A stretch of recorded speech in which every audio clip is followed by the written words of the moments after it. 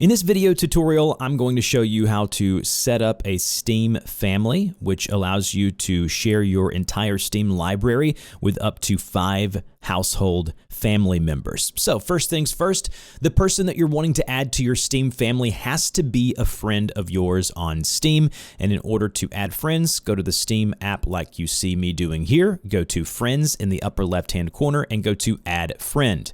Make sure you have your family member share with you what their friend code is. Enter that friend code here and they'll accept your friend request and you're good to go. Your family member will see a notification in the upper right-hand corner. Click on the friend request here. They may have to set up a Steam profile if they haven't already, so have them do that. And then just go in here and click accept to accept the friend request. Then you go back to your Steam account on the desktop app, click on your username in the upper right-hand corner, go to account details here where your username is, and then you'll see something on the left-hand side that says family management. Click on family management and you want to create a family. Click on that button there. Go ahead and give the family a name. So I will give mine a name and go to create.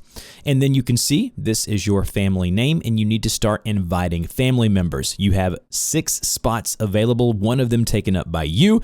And then choose if this person in your family is an adult or a child. So for me, it's my spouse. So I'll say invite as an adult. Go ahead and click the blue invite button here, and then it'll say invite pending. Then on their account, they'll see a notification in the upper right-hand corner that says one new family invite. Click on that option there.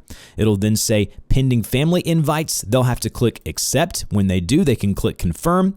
Now it'll have a confirmation code emailed to their email address. You'll type that code in and then boom, you're good to go. As you can see, here is our family. We can add 4 more individuals if we want, the same exact way that I just showed you. Now they can go in and share that library as if it was theirs. If you have any questions, I'll put some frequently asked questions down below. If this helped, like, share, and subscribe, and I'll see you guys in the next video.